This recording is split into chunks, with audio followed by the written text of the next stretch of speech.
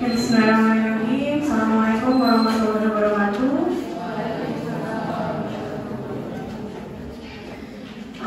Ini dari blog pernafasan ya. Pernafasan semester berapa? 11 berapa orang? Berapa? Satu kelas? 100-an? Ketua kelasnya siapa? Oke, bismillahirrahmanirrahim. Pertama-tama perkenalkan, saya Vidya Yazani. Panggilannya Vidya boleh, tapi biasanya saya panggil Anggi. Kalau agak jauh, saya staf radiologi dari RSUMAD. Hari ini kita akan membahas tentang radiologi pada toraks. Mungkin nanti kita masuk juga ke sistem pernafasan dan organ-organ lain yang terutama masuk ke dalam sistem toraks. Mungkin sebelum kita mulai, supaya kuliah hari ini lancar, dimudahkan, mari kita bergabung pada bagian masing-masing. Berdoa di sekarang.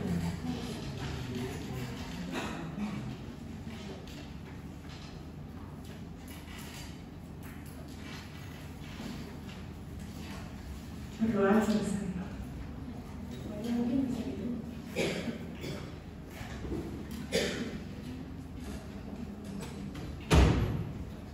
Oke, hari ini pembahasan kita adalah toraks. Saya duduk aja nggak apa-apa ya. Ketika kita bicara tentang radiologi, itu pasti kaitan erat dengan anatomi. Kita nggak bisa jauh, nggak bisa berdiri sendiri karena memang ketika kita membicarakan radiologi yang kita baca adalah anatominya. Tentunya kita harus tahu dulu anatomi yang normal itu seperti apa. Sekarang kita bicara toraks. Toraks itu apa sih yang termasuk dalam toraks? Tentunya semua yang ada di dalam kafum toraks ini, yang sejajar dengan kafum toraks ini. Batasnya apa? Dalam rongga dada, dalam rongga toraks itu dia dibatasi oleh tulang. Tulangnya apa aja? Tentunya dari depan kita bicara dari namanya sternum, kemudian dikelilingi oleh costae, belakangnya ada corpus vertebra. Nah, ini adalah pelindung dari kafum toraks atau intratorakal, kayak gitu ya. Jadi menjaga dari kafum toraksnya. Nanti kita cari lebih detail. Kalau misalnya mau membahas tulang, berarti tulang-tulangnya dari depan ya, ada sternum kan dibagi lagi dari atas, manubrium, corpus gitu ya. Terus kalau kostanya ada berapa, itu kan bisa dipelajari sendiri, seharusnya sudah ada ya materinya. Kemudian kita bicara ke belakang, corpus vertebra torakal totalnya ada 12. Pokoknya ada di dalam kafum toraks saya di dalam dilindungi oleh tulang itu adalah intratorakal. Apa aja sih isinya? Pertama, anatomi yang paling besar mengisi intratorakal adalah paru-paru. Paru-paru ini jika kita bicara detail, kita tahu bahwa ada paru-paru kanan, ada paru-paru kiri. Kemudian harus dibagi lagi menjadi berapa lobus. Lobus kanan dan kiri itu serupa tapi tak sama, karena yang kanan itu dia ada 3 lobus, yang kiri itu ada 2 lobus. Oke, kalau kamu lihat di sini ada 3 lobus kanan, 1, 2, 3.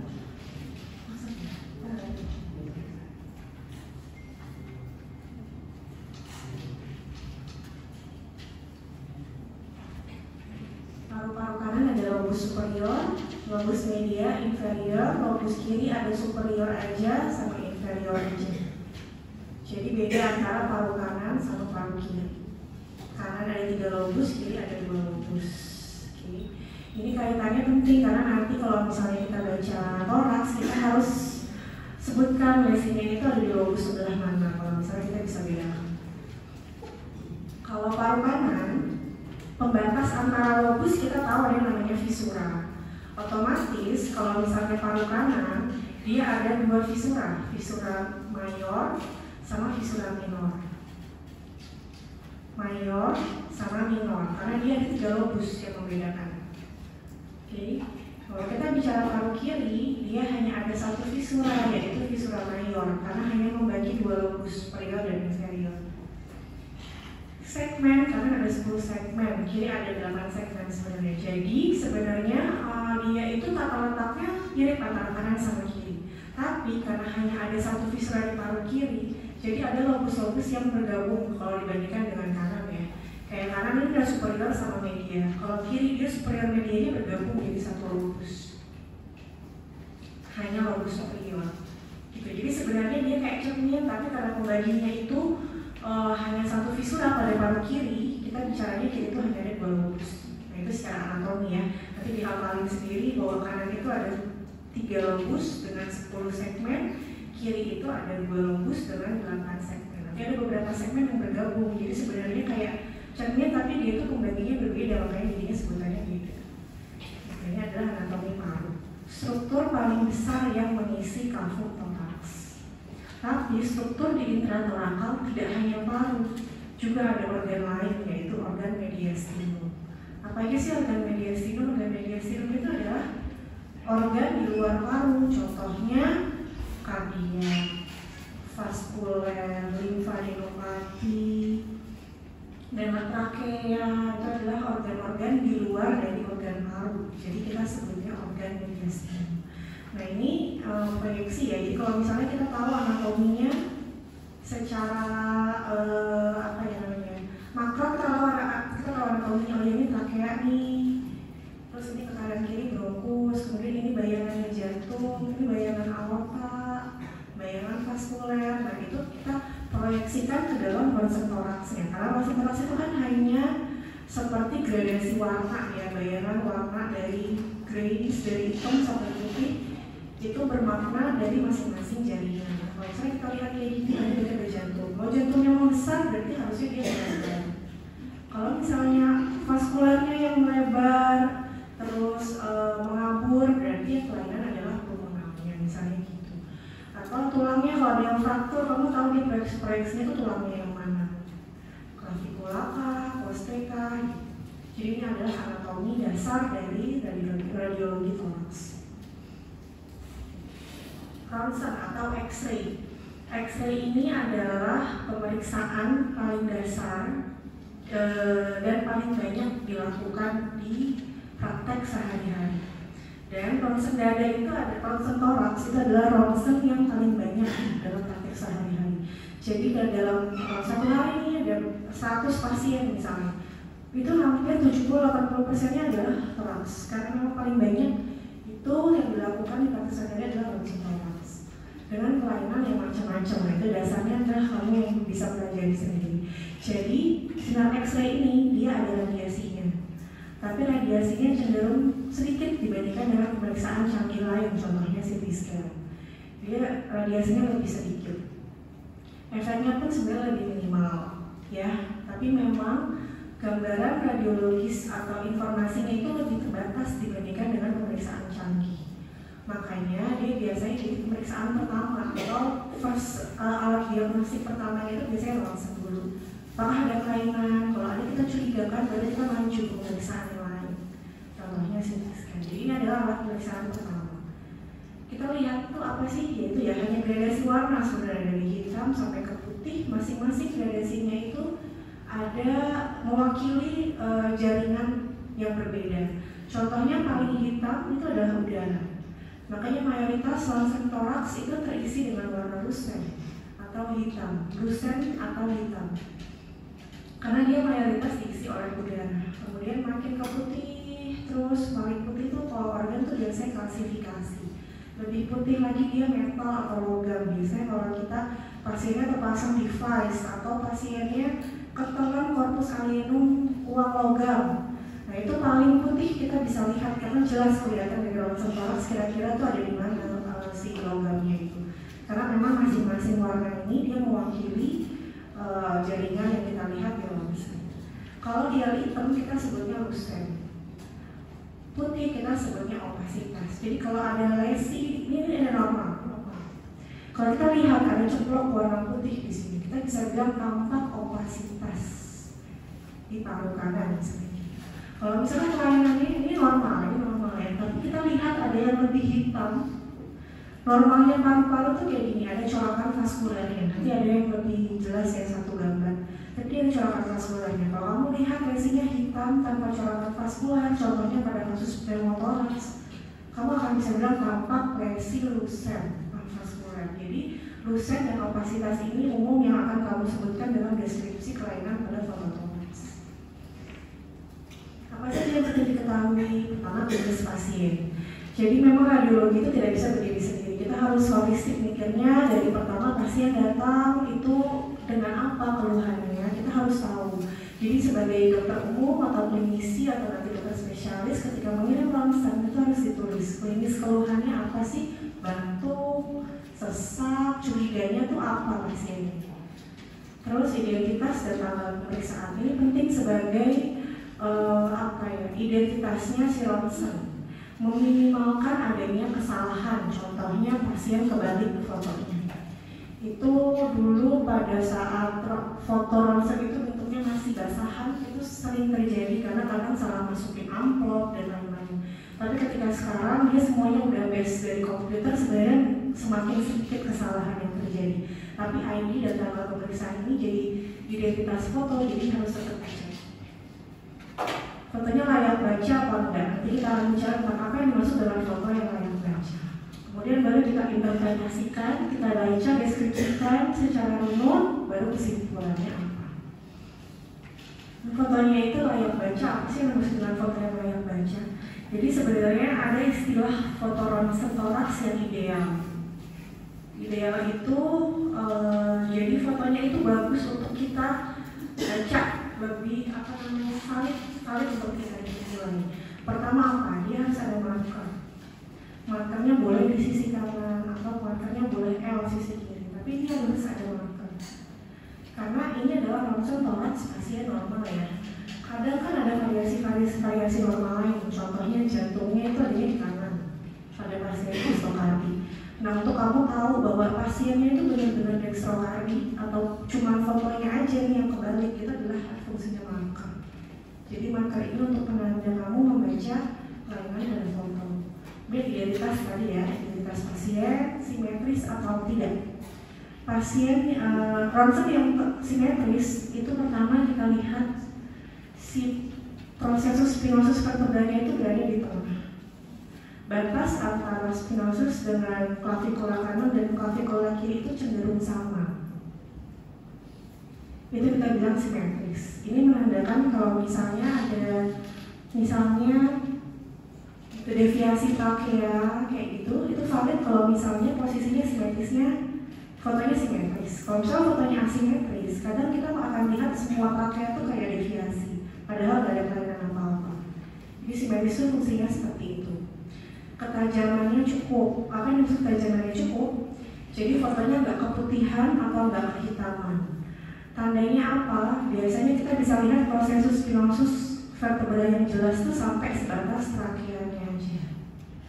Jadi begitu ke bawah kita udah nggak jelas lagi kelihatan. Itu berarti ketajamannya cukup. Karena ada bayangan udara trakea, kalau bawah kan udah nggak ada. Jadi kita memang nggak jelas harusnya melihat tulangnya ini. Kita jelasnya itu harusnya lihat organ-organ di dalam metafora. Inspirasi cukup. Apa yang maksud dengan inspirasi cukup? Ada batasannya. Jadi hitungannya secara teori koste ke-6 anterior itu menyentuh dom diafragma. Itu inspirasi cukup. Bagaimana cara menghitungnya? Ya dihitung. Ini koste 1. Paling gampang itu pertama kita mau menghitung koste itu sebenarnya anterior ya, daripada posterior. Karena posterior itu nutup. Kalau kita hitung koste anterior, kelihatan nggak? Koste anterior 1, anterior 2, anterior 3, 4, 5, 6. Menyentuh dom diafragma, berarti inspirasinya cukup. Kadang ada inspirasi yang kurang, dia jadi lebih naik ya, dom diafragmanya menyentuhnya jadi koste atasnya. Nah itu kadang-kadang jadi nggak valid, jantungnya kelihatan lebih besar, paru-parunya cenderung lebih putih, dia lebih nggak valid sebenarnya. Terus fotonya nggak kepotong, jadi tampak sudut posofrenikus kanan kirinya itu full kelihatannya, nggak kepotong. Proyeksinya secara ideal itu PA. PA itu apa? Posterior anterior. Jadi cahayanya dari posterior ditangkap film dari anterior. Itu adalah foto yang ideal. Kita jelasin di belakang. Jadi pada pasien-pasien yang baik-baik aja yang bisa kita lakukan secara proyeksi PA itu harus dilakukan secara PA. Karena idealnya begitu. Tapi kadang-kadang pada pasien yang nggak bisa duduk, posisinya harus tiduran, itu memang kita ada beberapa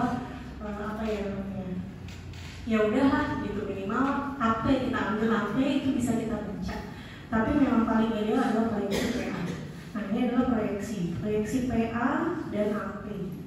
PA itu pasien tegak, cahaya dari posterior ditangkap film dari anterior. Ini lebih ideal. Kenapa? Karena organ dalamnya, jantung misalnya ya, jantungnya itu kan berada di anterior thorax, anterior dari dinding. Otomatis organnya itu, jantungnya itu lebih dekat ke film, sehingga ukuran yang kita lihat itu hampir sesuai dengan ukuran realitanya. Kalau anterior posterior, cahaya dari depan, filmnya ada di belakang. Organnya itu kan ada di anterior. Jadi otomatis dari organ ke film itu ada jaraknya lebih jauh daripada PA. Karena ada jarak, nanti akan ada pembesaran dari cahayanya. Sehingga kesannya pada proyeksi AP itu jantungnya akan lebih besar. daripada proyeksi PA. Kalau PA itu lebih sesuai dengan realitanya, gitu ya. Contohnya, pada proyeksi PA, yaitu paru-parunya cenderung lebih besar, terus jantungnya cenderung ukurannya sesuai dengan realita, terus harusnya skapulanya itu terlempar keluar karena kita lihat di sini. Yaitu dia kalau posisinya erect kita bisa melebarkan skapulanya, jadi skapulanya itu tidak akan menutupi lapak-lapak paru. Kalau pada proyeksi AP, skapulanya itu akan menutupi lapak paru karena posisinya fotonya tiduran. Jadi skapulanya akan berada di belakang paru-paru, dia lebih membayang di belakang paru-parunya ya. Terus jantungnya kesannya lebih lebar. Karena itu tadi ada magnifikasi dari cahaya yang disemprot. Karena jaraknya dari organ jantung ke film itu lebih jauh, jadi kayak ada magnifikasi atau pembesaran, jadi kesannya lebih besar. Oke, ini adalah inspirasi yang cukup, jadi paru-parunya cenderung lebih jelas, jantungnya juga lebih enak dilihatnya. Kalau pada inspirasinya kurang, jadi pasien kurang menahan nafas, itu biasanya paru-parunya cenderung lebih putih dengan jantungnya itu lebih melebar, jadi kan diafragmanya naik. Karena diafragmanya naik, jadi jantungnya kayak terangkat, ukurannya jadi lebih besar. Jadi yang paling ideal itu cukup inspirasinya cukup. Nah, terus ada beberapa hal juga yang harus kita perhatikan. Misalnya perbedaan antara foto perempuan dan laki-laki. Kalau perempuan ada bayangan mamanya. Jadi kadang pada basal paru itu cenderung lebih putih dibandingkan dengan laki-laki, karena laki-laki nggak ada mamanya, cenderung lebih gampang dilihat. Jadi itu seperti pitfall ya. Kadang-kadang kita hati-hati sekali untuk membaca pada ronsen pasien perempuan karena kayak infiltrat, kayak pneumonia gitu, kayak ada infeksinya, tapi itu sebenarnya bayangan mamanya. Jadi memang harus sering-sering dilihat gambaran normalnya seperti apa. Tapi ini pitfall, jadi harus hati-hati dalam membaca ronsen pada pasien perempuan, terutama pada bayangan mamanya, pada basal. Apa saja sih yang harus diinterpretasi? Pertama, jelas kita harus kenali anatominya. Dari gampang biasanya kita urutin dari tengah keluar, dari luar ke tengah. Silakan pokoknya yang kalian lebih gampang yang mana. Tapi paling enak diurutin. Jadi dari tengah itu apa aja sih yang bisa dinilai? Mediastinum ya, ada trakeanya, ada jantungnya. Trakeanya harusnya di tengah. Jantungnya ukurannya kurang dari 50%. Bagaimana ukurannya nanti masuk ke dalam skill biasanya ada masuk. Bagaimana menghitung toraks 50%? Yang pasti batas jantung terlebar tidak boleh lebih dari 50% dibandingkan dengan diameter si rongga dadanya. Mediastinum. Kemudian kita masuk ke paru-paru. Paru-parunya juga harus kita baca. Ini yang normal. Ada gambaran lusen dengan seperti corakan bronkofaskuler. Kemudian ada bercak-bercak corakan vaskulernya. Itu normal. Normalnya vaskulernya itu bawah lebih ramai daripada atas. Ini atas, bawah lebih ramai. Kenapa? Karena gravitasi. Oke, kemudian setelah paru-paru kita bicara pengeliling paru-parunya apa pelurannya. Si sinus costophrenicusnya itu ada infusi apa enggak, ada perumpulan apa enggak. Normalnya tajam. Sinus costophrenicusnya ini tajam.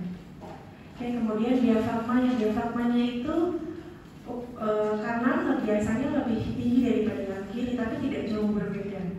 Karena kalau ada jarak lebih dari 2 korpus vertebra biasanya secara teori berarti ada elevasi dari diafragma yang kanan, misalnya gitu. Penyebabnya macam-macam, bisa dari kafum paru yang menarik diafragma, contohnya pada tinggi paru, bisa juga dari bawah, livernya membesar jadi mendesak ke atas bisa. Jadi diafragma normal itu seperti ini, dia hampir sejajar kanan tapi sedikit lebih tinggi daripada kiri. Kemudian keluar lagi tulang ada ada fraktur apa enggak, ada lesi apa enggak, kemudian ke soft tissue-nya ini juga harus dilihat. Kadang kalau misalnya pada kasus-kasus kayak trauma, kamu kan lihat soft tissue itu harusnya putih, tapi di sini kita lihat ada lusen, berarti ada kebocoran udara, baik yang masuk dari luar maupun masuk dari dalam. Kita sebutnya emfisema subcutis, jadi ada udara yang masuk ke dalam soft tissue, itu harus diingat. Jadi hafalin dulu anatominya apa aja sih yang ada di dalam situ, baru kamu tahu apa aja yang harus dinilai. Nah ini yang salah, ini kan kalau kita lihat aneh ya, karena jantungnya kok adanya di sisi kanan, livernya adanya di kiri. Kita harus tahu menentukan dia itu benar-benar pasien dextrokardi atau pasien kebalik, itu lagu-lagu marker.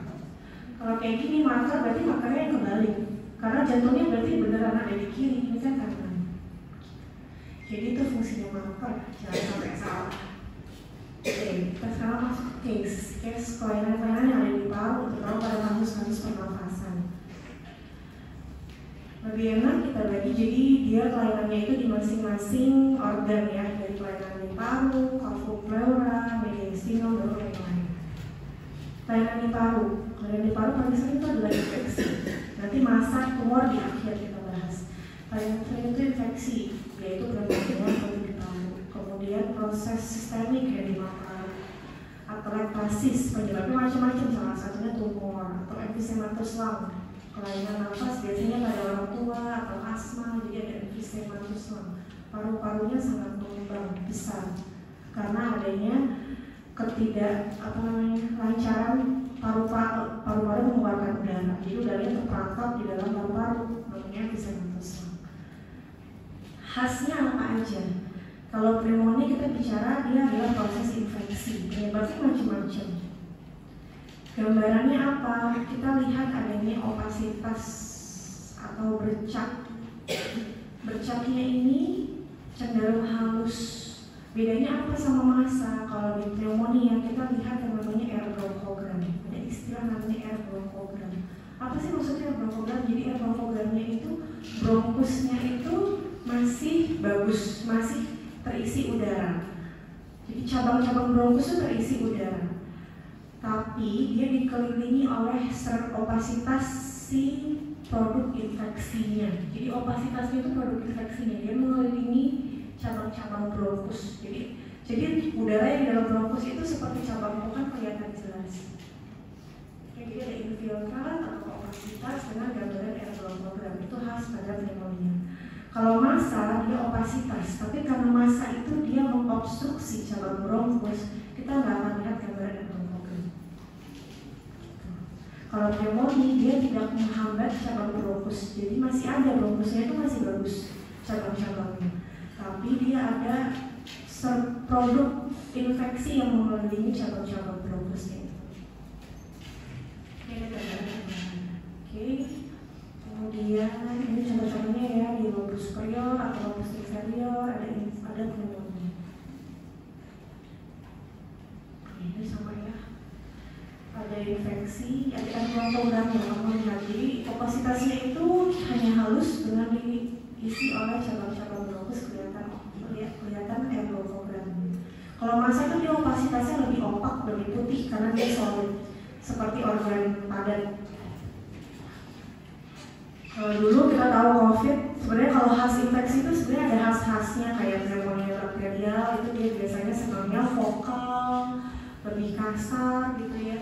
Kalau misalnya pneumonia viral atau COVID dulu kita kenal, dia itu biasanya bilateral, serangannya di perifer, itu halus di perifer ya biasanya, dan bilateral, simetris itu biasanya kita arahnya ke viral pneumonia. Kalau bakterial dia biasanya lebih kasar, lebih berantakan di mana-mana di biasanya.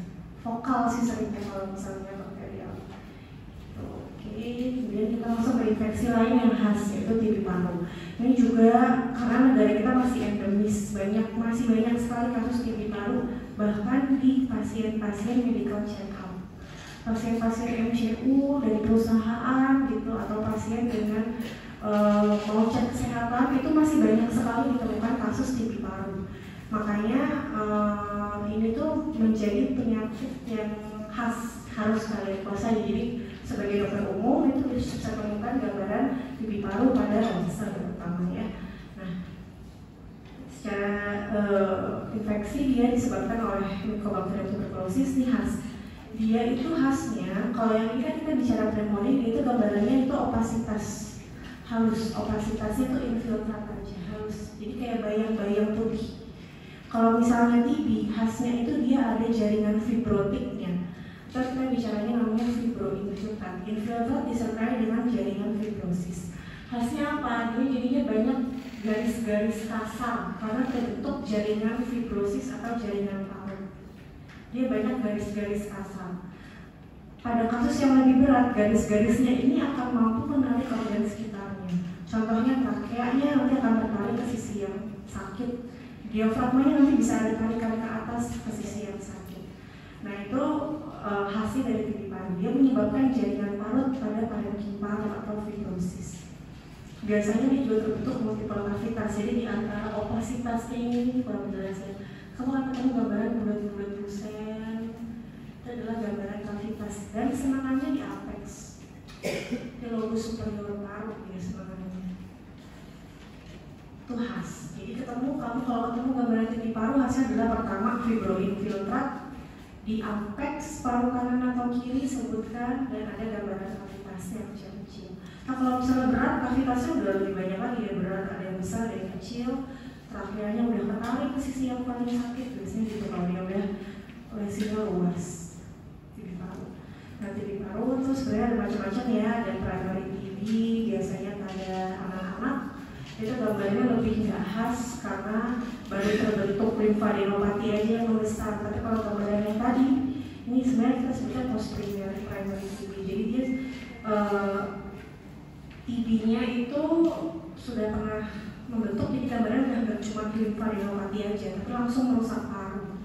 Udah ada kelainan di paru-parunya. Jadi kita sebutnya TB paru, bukan TB primer lagi, itu udah TB paru. Ya, terus ada lagi TB miliar. TB miliar ini juga sebenarnya penyebarannya nggak hanya di paru tapi lebih ke sistemik. Dia akan gambarannya full mengisi kedua lapang paru, seperti ada opasitas kecil-kecil seperti bedak ditabur di kedua lapang paru kasar. Nah ini adalah diffuse TB miliar. Dia secara pengobatan itu nggak masuk ke pengobatan yang 6 bulan ya, dia harusnya 9 bulan. Jadi memang karena penyebarannya tak cuma di paru kalau TB miliar. Ini gambaran khas lagi dari TB paru. Jadi dia banyak garis-garis kasar, garis-garis parutnya. Terus ada, kalau kamu perhatikan, ada berat-berat kecil-kecil di dalamnya, kan gambar kavitasnya. Terus trakeanya cenderung tertarik karena ada fibrosisnya. Ini yang lebih berat lagi. Jadi kavitasnya udah ada yang terbentuk besar, ada lagi yang kecil-kecil. Trakeanya tertarik. Diafragmanya muncul kayak ujungnya tuh kayak ada tampingnya, kayak ada tarikan ke atas ke hilusnya. Ini kan hilusnya ya, hilusnya. Ini kayak ada tarikan ke atasnya. Banyak garis-garisnya itu karena ada fibrosis paru. Kadang terbentuk komplikasi dari kavitas besar yang terbentuk, yaitu adanya infeksi yang mengisi kavitasnya. Contohnya abses paru atau aspergilloma. Bedanya apa? Kalau abses paru dia infeksi lagi oleh bakteri lain. Gambarannya itu air fluid level, jadi ada produk cairan di dalam kavitasnya. Kalau aspergilloma dia biasanya infeksinya dari jamur. Jadi gambarannya seperti fungus ball, ada seperti bola mengisi di dalam kavitasnya, atau opasitas membulat di dalam kavitasnya. Itu infeksinya jamur biasanya. Jadi karena komplikasi-komplikasi pada kavitas TB ini yang memperberat dari penyakit pasien. Sama abses, kita harus bedakan dengan emphysema, sama-sama ada air fluid threshold. Tapi kalau air fluid threshold di abses itu dia bentuknya ada kavitasnya, jadi ada kavitasnya. Kamu akan lihat bahwa ini adalah bulat, kavitas bulat di dalam parenkim paru. Kalau emphysema dia itu adanya sebenarnya parennya di cavum pleura, jadi ada pus, ada nanah infeksi tapi di cavum pleuranya. Makanya bentuknya nggak benar-benar bulat.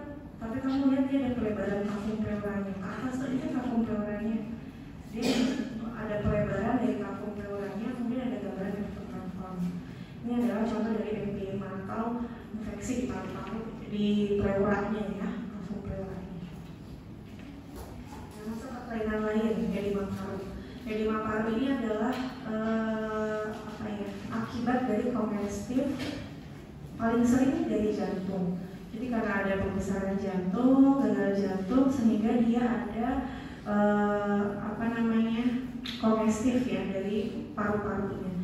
Jadi gambarannya adalah pelebaran dari vaskular yang mengisi paru. Jadi hilus yang harusnya tadi hilusnya itu hanya di medial, kalau ini kamu lihat dia akan melebar terus ramai ke segala arah. Jadi ke atas ramai, ke bawah ramai. Hilusnya itu menebal dan ramai ke segala arah. Kita bilangnya perihilar haziness.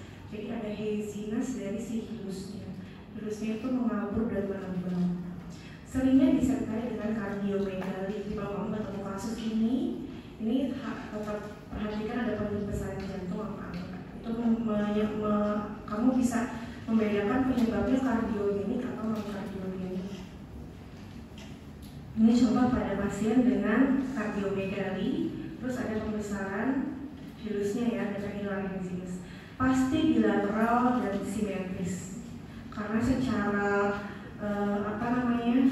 teori dia itu kan prosesnya sistemik. Jadi mesti kenanya dua-duanya. Kalau pneumonia seringnya dia vokal. Kalau tadi viral pneumonia itu dia kenanya bilateral, tapi senangnya di perifer produk infeksinya. Kalau edema karena dia itu penyebabnya adalah vaskulernya yang kongestif. Jadi vaskulernya itu letaknya di hilus. Jadi vaskulernya itu yang ramai, jadi hilusnya yang ramai segala arah. Itu perihilar haziness. Lalu pada tahap akhir dia biasanya disertai dengan efusi pleura, jangan lupa dibaca. Gambaran lain between appearance ini kasus lebih berat lagi dari edema paru, seringnya disebabkan oleh CKD atau gagal ginjal. Jadi uremic lung itu dia akan menyebabkan edema paru. Gambarannya itu kayak sayap kelelawar, tapi nggak jelas ya di sini ya, terus cari lagi di literatur gambarnya hasilnya kayak sayap melepak ke atas gitu. Kalau yang tadi haziness itu kan dia hilusnya aja yang ramai. Sama-sama gambaran edema paru, tapi between itu biasanya lebih berat lagi secara klinis. Bicara lain edema paru ya, kadang ada infusi pleuranya juga, jangan lupa dibaca. Kasus lain atletasis. Atletasis itu adalah adanya kolaps paru atau terjadinya loss of volume dari paru-paru. Penyebabnya macam-macam, bisa obstruksi dari massa, jadi si cabang bronkusnya tertutup massa sehingga tidak bisa kemasukan udara, jadinya kolaps. Penyebab lain contohnya kalau pada kasus ini dia terpasang ETT yang terlalu dalam. Jadi dalam membaca fototoraks kita juga harus baca device yang terpasang masuk ke dalam tubuh. Kalau kamu lihat ini adalah pasien terpasang ETT. ETT itu normalnya dia berhenti sebelum trakeanya bercabang menjadi bronkus kanan dan bronkus kiri. Jadi harusnya tutupnya di tengah lurus. Pada pasien ini trakeanya, ETT-nya itu masuk sampai ke sini. Kan sepertinya sudah bercabang ke bronkus kanan. Jadi ETT-nya itu masuk ke bronkus kanan. Padahal pasien yang terpasang ETT itu dia tidak bisa bernafas spontan. Jadi nafasnya itu termasuk ke dalam selang ETT-nya. Otomatis paru-paru kiri itu tidak mendapatkan udara, tidak masuk. Jadi ini penyebab atletasisnya itu karena terpasang device yang tidak tepat. Nah, itu harus dibaca. Jadi memberitahu pada klinisi bahwa ini loh ada kelainan atletasis, penyebabnya itu ETT. Jadi ETT-nya coba diperbaiki posisinya supaya pasien nafasnya bisa lebih baik. Gitu. Jadi penyebab atletasis macam-macam. Ini gambarannya opasitas. Tapi efeknya itu loss of volume, jadi akan menarik organ mediastinumnya. Bayanganmu kalau misalnya ada ini harusnya paru-parunya penuh oleh udara, tapi dia nggak bisa terisi udara, otomatis kan dia kolaps mengkrat gitu. Jadi organ-organ di sekitarnya kesannya akan tertarik ke sisi dia. Jadi akan ada pergeseran dari organ mediastinum, contohnya jantung, trakea. Jantung harusnya kan ada batas jantung kanan kelihatan sampai sini, tapi tidak kelihatan, semuanya ketarik ke sisi dia. Itu berarti ada loss of volume atau atletasis. Ini adalah contoh terkait gambaran dari atletasis persis. Kalau lobus superior penyebabnya massa kita bisa lihat. Jadi ada fisura. Kan kalau tadi kita bicara pertama tadi ada anatomi namanya fisura. Nah kalau si fisura ini dia ketarik karena adanya kolaps. Jadi hanya kolaps lobus superiornya doang. Gambarannya itu tegas golden sign, tandanya kayak ada huruf S. Jadi fisuranya itu baru jadi jelas, terus tertarik gitu loh, kayak ada tarikan yang lain gambarnya golden sign seperti itu. Ini gambaran khas dari lobus superior kolaps yang penyebabnya massa biasanya di lobus superior. Ini sama ya, kolaps adenosis. Penyakit lain pada paru-paru adalah emphysematus lung. Dia contohnya adalah pada pasien PPOK. Jadi pada pasien-pasien yang udah sepuh, apalagi misalnya perokok aktif lama, kronis gitu ya. Biasanya paru-parunya kayak gini. Dia ada emphysematus lung. Gambarannya kalau dari klinis biasanya klinisnya itu PPOK. Gambarannya apa aja yang ditemukan ini? Jadi hiperekspansi paru. Tadi kita bilang bahwa koste ke-6 anterior itu menyentuh diafragma. Tapi kalau pada pasien ini koste ke-6 itu masih jauh di atasnya diafragma. Karena paru-parunya itu sangat mengembang. Jadi dia akan mendesak ke bawah. Itu paling koste 7, koste 8 baru menyentuh diafragma. Terus cenderung mendatar, diafragmanya itu mendatar. Harusnya tadi ada domnya jelas. Ini dia mendatar.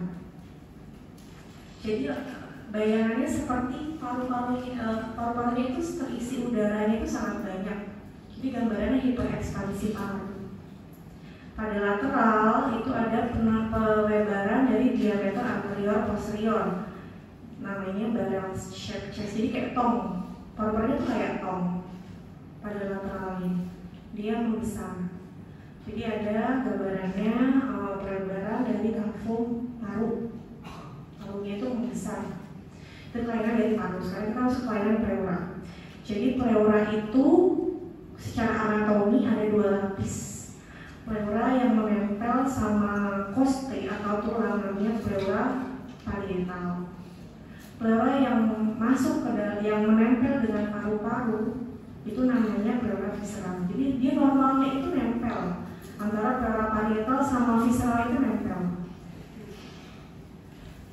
ya harusnya. Tapi yang parietal itu nempelnya ke sisi tulang, visceral nempelnya ke sisi paru-paru.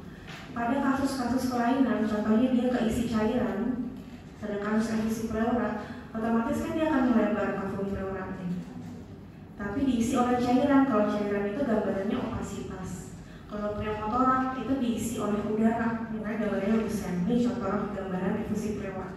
Jadi kalau kafum pleura itu kan mengisinya gini ya, dia melebihi paru-paru. Kalau misalnya dia ada cairan yang mengisi kafum pleura dengan posisi pasien yang berdiri, dia akan mengisinya di bawah. Terus seperti ada sudut yang menumpul antara pleura parietal sama pleura visceral. Jadi kayak lengkung gitu bentuknya. Kalau sedikit kan kamu bilangnya sudut kostovenicusnya tumpul. Kalau banyak, yaitu opasitasnya betul-betul melengkung. Ini kita bilangnya meniskusan. Jadi seperti meniskus membentuk lengkungan, sudut lengkungan. Ini namanya efusi pleura. Jadi ada cairan yang mengisi kafum pleura. Kita dengar lagi namanya istilah efusi pleura masif. Jadi dia efusi pleura, tapi dia penuh hingga mendesak organ mediastinum. Beda kayak tadi aprektasis. Kalau aprektasis itu dia opasitas, tapi dia force of volume, dia menarik organ sekitarnya. Kalau efusi pleura, dia efeknya malah mendorong organ mediastinumnya. Jadi kamu akan lihat jantungnya kedorong, rangkainya kedorong, berarti efusi pleuranya masif. Itu hati-hati dalam membedakan antara efusi pleura masif sama aprektasis. Pneumotorak bedanya tadi, kalau efusi pleura diisi cairan, kalau pneumotorak diisi oleh udara. Beda ini apa antara udara normal sama udara pneumotorak? Kalau misalnya udara normal yang mengisi paru-paru, tadi kita tahu bahwa udara normal itu ada corakan vaskulernya. Jadi kamu akan lihat isinya tuh masih ada corakan vaskulernya. Tapi kalau pada pneumotorak dia udah nggak ada lagi gambaran vaskulernya. Jadi adanya lesi lusen yang avaskuler. Terus pembedanya lagi, ada yang namanya pleura visceral line. Jadi pleura parietal tadi nempel sama poste, pleura visceral dia nempel sama parenkim paru. Karena harusnya nggak kelihatan, tapi karena ada udara mengisi kafum pleuranya, pleura visceralnya jadi ada garisnya. Jadi ini adalah batas paru-paru normal. Bayang ya maksudnya ya. Jadi ada lusensi avaskuler, itu adalah kafum pleura, mengisi udara di kafum pleura. Harusnya nggak boleh terisi udara. Terus batas dengan parenkim paru kita lihat ada pleura visceral lain. Ini sama, ada lusensi avaskuler, lebih jelas lagi. Lusensinya avaskuler, ini lusensi dengan vaskuler, ada coratannya, ini nggak ada vaskulernya. Terus dibatasi oleh pleura visceral line, berarti ini adalah kolaps parunya. Dia penuh hingga mendesak organ mediastinum, namanya tension pneumothorax. Kalau efusi pleura tadi penuh mendesak, namanya masif efusi pleura. Kalau dia pneumothorax, dia namanya tension pneumothorax. Kanan atau kiri harus disebutkan pada kasus efusi maupun pneumothorax, karena kaitannya dengan penanganannya, treatmentnya. Jadi kalau pasien mau dipasang cup selang drainase itu jangan sampai kebalik, kamu harus deskripsikan kanan atau kiri. Ya, sama ya, ini juga ada tension pneumothorax kiri. Ini agak lain nih, beda dengan tadi. Kalau tadi kita lihat opasitas, tapi gambarannya lengkung atau meniscus sign. Nah ini kan kita meniscus sign, dia lengkung. Kalau ini kita lihat namanya airflow level. Jadi ada level atau garis, ada garis yang membedakan antara udara sama cairan. Kita bilangnya airflow level. Kayak gini berarti kasusnya kelainannya ada udara dan cairan. Kita sebutnya hidropneumothorax. Sama kita sebutnya kiri atau kanan. Ini tuh isinya kelainan itu penting kamu bedakan karena mengisinya kemana ya. Jadi contohnya kasusnya efusi pleura. Kalau kasusnya efusi pleura, cairan itu sebenarnya mengisinya di bawah. Di bawah. Jadi biasanya pasang selang drainasenya itu di bawah. Kalau pada kasus pneumothorax yang sedikit, ini kan sebenarnya pneumothorax ada banyak ya. Tapi kalau pada pneumothorax yang masih ringan gitu ya, dia akan mengisinya mesti atas duluan. Karena udara itu mengisinya sebenarnya atas duluan. Jadi kalau pada pasien kayak gitu, pneumothorax itu pasang selangnya di atas. Contohnya gitu. Jadi isinya kelainannya itu kan penting kita tahu. Mediastinum itu kelainannya paling sesuai dengan kasus-kasus emergensi atau general itu kita tahunya berarti ini pneumoperikardium, mediastinum, ductodiofarmatum. Ini erat kaitannya dengan kasus-kasus emergensi. Jadi harus cepat mengenali kasusnya. Pertama pneumoperikardium, sesuai dengan namanya. Pneumo itu udara, perikardium itu perikafum yang mengisi jantung. Jadi kalau ada udara atau lusen berbatas tegas yang mengelilingi kafum perikardnya, si perikardnya kita bilangnya pneumoperikardium. Itu lusen yang mengelilingi jantung. Kalau lebih jelas lagi tadi sampai bawah, gitu sampai bawah pneumoperikardium. Bedakan dengan pneumomediastinum. Kalau pneumomediastinum dia bisa sampai ke atas parakardial. Kalau jantung dia pasti terbatas hanya sampai batas jantungnya aja. Pneumomediastinum. Ada lagi ruptur diafragmatika. Diafragmatika itu jelas ya, berarti ada organ abdomen yang masuk ke dalam kafum torakal. Jadi ada gambaran seperti bawel usus gitu, dia masuk ke dalam pipa torakalnya. Jadi pada kasus trauma, bayangan-bayangan di sebelah-sebelahnya jantung itu juga harus hati-hati dilihat ya. Ada gambaran seperti lobe usus yang masuk ke dalam pipa torakal.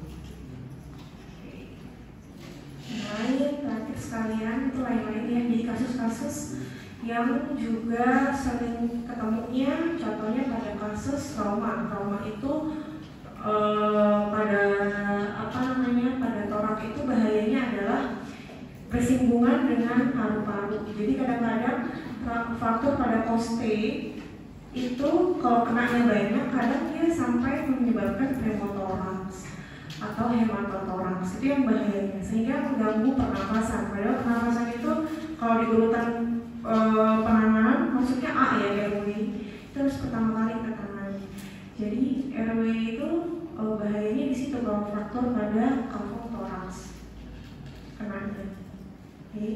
Jadi pertama, kamu kenali dulu tulang normal tuh continuous. Pada kasus faktor berarti ada discontinue dari postenya. Terus scapulanya kanan kiri juga jangan lupa diacak. Yang bahaya itu kalau sampai ini juga ada ya faktor pada claviculum. Yang jadi perhatian itu problem itu kalau terjadinya adalah flail chest. Jadi faktornya itu terjadi secara berurutan. Itu yang lebih membahayakan karena pernapasannya itu jadi terganggu nanti. Karena paru-parunya itu jadi bergerak di sisi faktornya itu tidak mengikuti paru-paru yang lain, itu yang bikin bahaya. Jadi bisa terjadi depresi pernapasan. Nah kalau pada flail chest itu disebut flail chest itu kalau apa sih? Kalau faktor kostanya multiple. 3 poste. Jadi 3 postenya itu multiple atau segmental. Jadi dalam satu poste itu ada 2 fragmen faktor. Kita bilangnya faktornya segmental.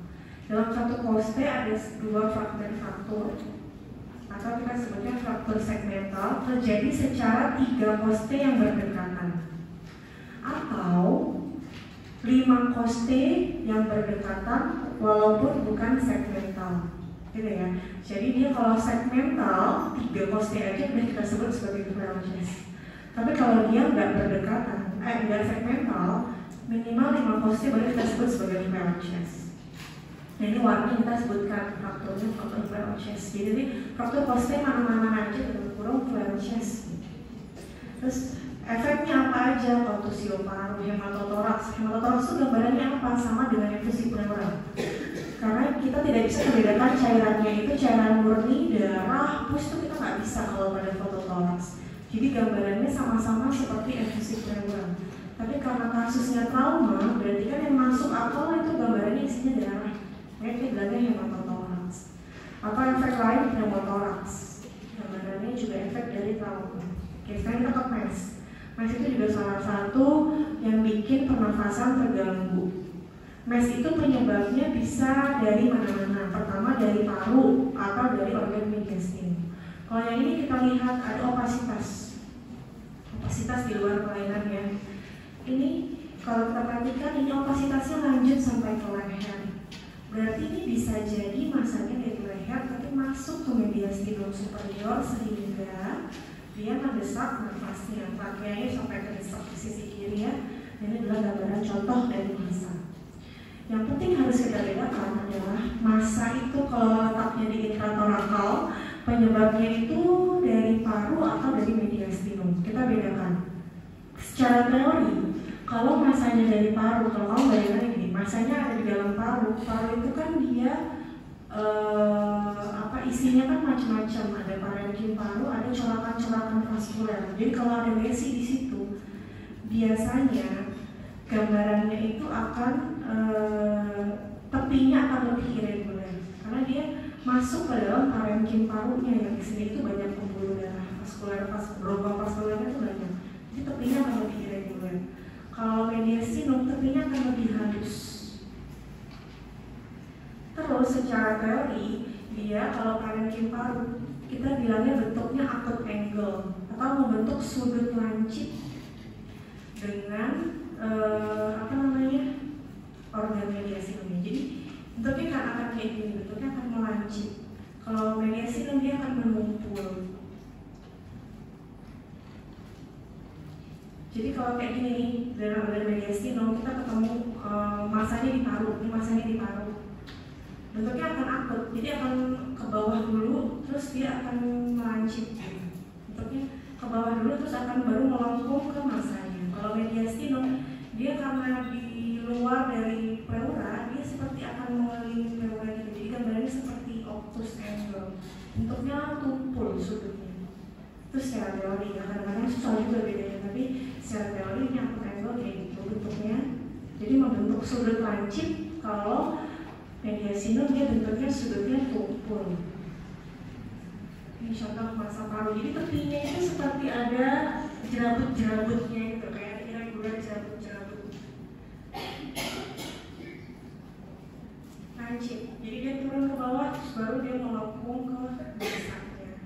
Beda dengan media sinum. Kalau media sinum itu biasanya tepinya licin, rapi, tepinya licin, rapi, bentukannya opus atau tumpul.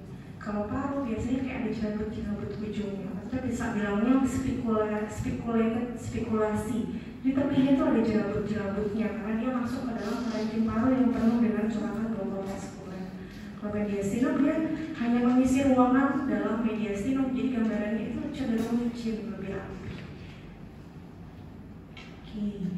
Kelainan lain apa pada yang berkaitan dengan MES? Kita bisa tahu yang namanya metastasis atau penyebaran kanker. Paru-paru itu salah satu organ terjadinya penyebaran kanker yang cukup sering. Dari kanker manapun, kolon, kanker mami, kanker tiroid, dan lain-lain, itu sering, paru-paru menjadi salah satu organ yang cukup sering selain tulang. Jadi paru-paru itu salah satu pemeriksaan, ronsen paru-paru adalah salah satu pemeriksaan yang cukup sering dilakukan pada pasien-pasien dengan kanker. Apa yang harus kita nilai? Pastinya apakah ada metastasisnya atau enggak. Nah, metastasisnya itu gambarannya itu macam-macam. Ada yang bentuknya kayak pneumonia, ada yang bentuknya subpleural, jadi kelainan di pleural, gambarannya itu kayak infusi pleural biasa. Dan juga yang bentuknya ceplok-ceplok nodul, bulat-bulat. Ada juga yang bentuknya kayak TB tadi. Jadi gambarannya itu banyak biasanya. Di paru-paru banyak. Gambaran mirip dengan TB miliar. Tapi biasanya kita perlu riwayat pasien ada kanker atau enggak. Pertama itu. Kedua, secara teori, kalau dia metastasis biasanya lesinya lebih irregular atau tidak beraturan. Kalau TB miliar biasanya ukurannya cenderung seragam. Dia kayak bedak ditabur gitu di kedua paru. Kalau misalnya miliari type metastasis, dia lebih kasar. Jadi kayak yang gede-gede, yang kecil, gitu, lebih kasar ya biasanya. Ini nodular type metastasis. Jadi seperti ada koin logam multiple banyak di paru-paru, koin bulat gitu. Karena metastasis ini juga banyak terjadi pada kasus-kasus kanker metastasis ke paru-paru. Kasus lain terakhir, ini adalah kasus emergensi juga yang bisa sering terjadi, itu adalah corpus callosum pada kasus-kasus IGD apalagi. Jadi pasien anak kecil habis mainin peluru tembak-tembakan, terus tiba-tiba nggak tahu tuh tembakannya udah nggak ada lagi, kayak ronsen ketemu di mana. Atau pasien mainin uang logam anak kecil, terus ketelan atau kehirup, kita nggak tahu, masuknya ke saluran pernapasan atau pencernaan kita nggak tahu. Nah, itu fungsinya kita lakukan ronsen. Biasanya pada anak-anak. Terus khawatirnya menyebabkan obstruksi saluran nafas. Jadi fungsinya kita lakukan ronsen pada kasus corpus callosum adalah kita menentukan lokasinya di mana. Lokasinya itu nggak cuma kita tahu dia di setinggi apa, tapi kita tahu dia masuknya ke kafum, ke sistem pencernaan atau sistem pernapasan. Contohnya pada pasien ini, kita tahu dia ada corpus callosum nih, logam ada di sini. Kalau kayak gini, kira-kira di pencernaan atau pernapasan? Ada tahu nggak? Ada yang pendapat nggak? Kalau dia letaknya ada di situ, kira-kira maksudnya ke pencernaan atau pernapasan? Yang setuju di pencernaan, kenapa? Nggak ada? Ada yang setuju di pernapasan, kenapa? Nggak ada juga? Masuk kemana dia? Ada yang dapat? Pernapasan, kenapa ada pernapasan? Hah? Kenapa masuk di pernapasan? Kenapa kira-kira? Apa? Kenapa ini tuh masuknya pernapasan menurutmu?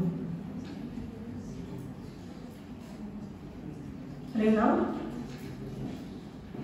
Kira-kira aja, kira-kira. Ini kenapa sih pernapasan? Kalau kita ketemu corpus callosum, kita harus tahu dia masuk pernapasan atau pencernaan. Karena terapinya beda. Kalau pencernaan biasanya kita tunggu dia keluar dalam feses, nggak perlu operasi. Dan kalau masuk ke pernapasan, itu biasanya harus butuh tindakan emergensi. Kenapa ini pernapasan? Mungkin nggak ada esofagus di sini. Mungkin ya. Jadi ini pas belok ke kanan itu nggak mungkin esofagus. Jadi antara masuknya langsung ke cabang bronkusnya. dia masuknya ke sistem pernapasan. Jadi anatomi lagi dari bayi. Kalau ke kanan kiri itu nggak mungkin dia masuknya pernapasan. Nggak mungkin masuknya pencernaan, dia mesti masuknya ke pernapasan. Ini contohnya masih di atas dia. Kalau udah masuk ke bawah, enak ya, gampang ya, jelas. Pasti masuknya ke pernapasan. Kita biasanya tinggal tunggu. Jadi evaluasi setiap 12 jam biasanya pasiennya ada pergerakan nggak tuh logamnya. Kalau nggak ada pergerakan baru kita pikirkan tindakan lain. Tapi kalau dia masih ada pergerakan, nanti kita biasanya nunggu sampai keluar dalam proses.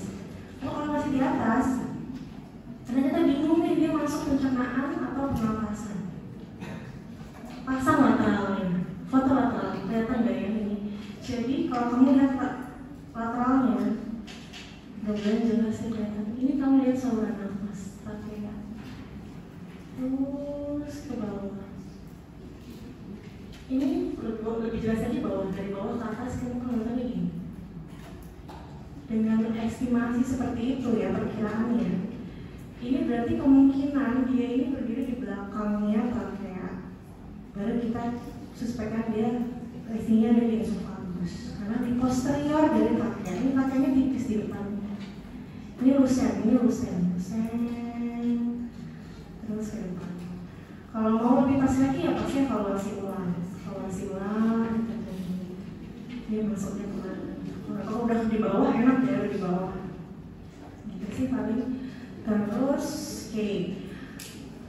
simpulan. Jadi modalitas penting pada radiologi toraks. Pertama ronsen. Ronsen itu pokoknya berdiri paling banyak, paling sering, paling umum yang dilakukan pada evaluasi penyakit-penyakit pada toraks. Itu paling sering. Apalagi secara availabilitas ya, secara ketersediaan rumah sakit, klinik itu paling banyak adalah ronsen. Baru kita CT scan untuk pemeriksaan lebih canggih. Take home point-nya pertama, radiologi itu sangat erat dengan anatomi. Jadi pertama kalau kamu belajar radiologi, kamu harus hafal dulu anatomi, harus pahami dulu anatominya, apa aja sih yang mau kamu nilai. Kalau kita udah tahu apa aja yang baru mau kita baca dalam sebuah foto radiologi toraks, kita juga harus tahu klinis pasiennya itu gimana. Karena nggak bisa berdiri sendiri ya kalau baca ronsen ya, kita harus tahu klinis pasiennya gimana. Terus pentingnya mengambil foto radiologi secara ideal, karena kalau fotonya nggak ideal itu akan banyak pitfallnya, akan menjerumuskan yang kamu baca itu sebenarnya bakal menjerumus. Tapi memang harus ada beberapa kondisi yang kita itu sulit ya untuk mendapatkan foto ideal. Misalnya pada pasien sesak nafas, pada pasien yang harus misalnya cuma tiduran, nah itu akan lebih menyulitkan memang. Tapi pelan-pelan sambil banyak-banyak baca, itu akan memudahkan kamu. Tapi pengambilan foto secara ideal itu penting untuk menilai ronsen toraks. Gitu, terima kasih yang mau tanya.